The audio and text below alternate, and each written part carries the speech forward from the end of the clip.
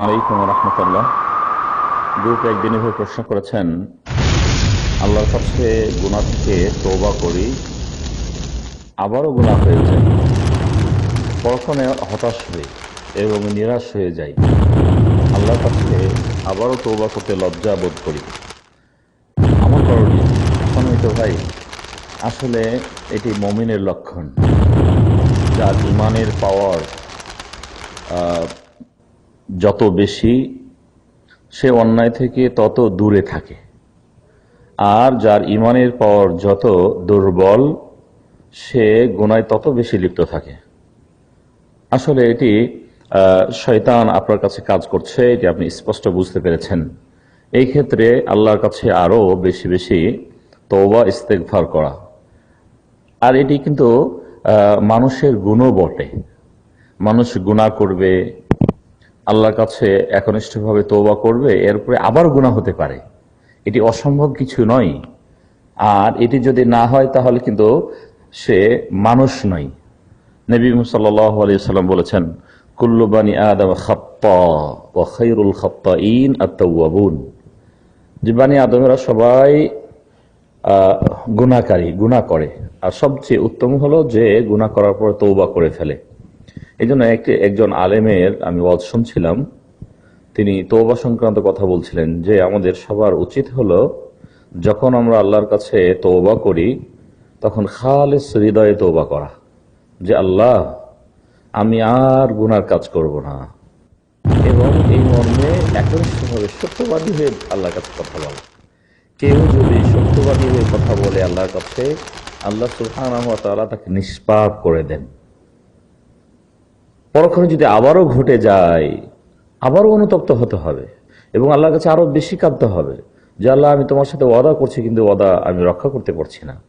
আল্লাহ সুবহানাহু ওয়া তাআলা তিনি বলেছেন যেন তার বান্দারা তার কাছ থেকে নিরাশ না হয়। কুল ইয়া ইবাদিয়াল্লাযীনা আসরাফু আলা আনফুসিহিম লা তাকনাতু মির রাহমাতিল্লাহ ইন্নাল্লাহা ইয়াগফিরুয যুনুবা জামিআ। আল্লাহ সুবহানাহু ওয়া তাআলা বলেছেন যে হে নবী আপনি ঘোষণা করে দেন যেন আমার বান্দারা আমার থেকে নিরাশ না হয়, নিরাশ না হয়। যারা নিজের উপর পাপাচার করেছে, অত্যাচার করেছে, তারা যেন নিরাশ না হয়, বরং আমি সব গুনাহকে মাফ করে দিই। তাহলে এই আয়াত থেকেও আমরা স্পষ্ট হতে পারি যে আল্লাহ সুবহানাহু ওয়া তাআলা তার বান্দাকে ক্ষমা করে দেন, এবং যে ব্যক্তি আল্লাহর কাছে তওবা করে তাকে তিনি বেশি পছন্দ করেন। এই জন্য আমাদের সবসময় তওবা করতে হবে।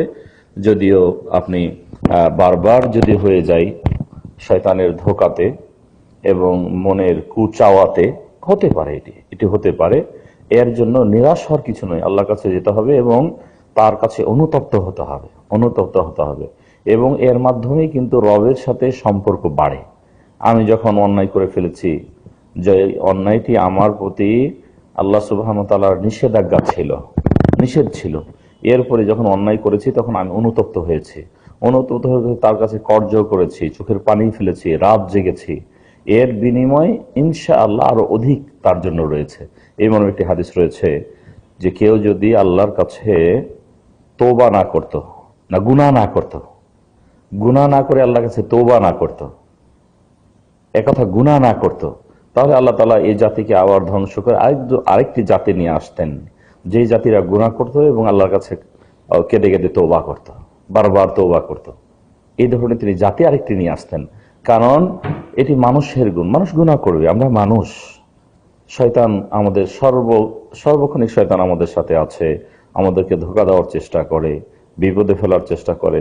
একনিষ্ঠভাবে আমি আল্লাহর কাছে তওবা করেছি যে আর আমার নজরকে হারামের দিকে আমি আমার দৃষ্টি দেব না। পরক্ষণে এমন অর্ধলঙ্গ মেয়ে এমন কাপড় চোপড় পরেছে যে শয়তান এসে আবার বারবার বলছে দেখো, একটু দেখে নাও।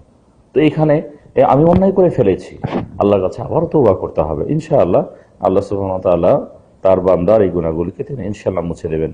এটির জন্য আপনাকে আল্লাহর কাছে আরো ফিরে যেতে হবে এবং তওবা করতে হবে।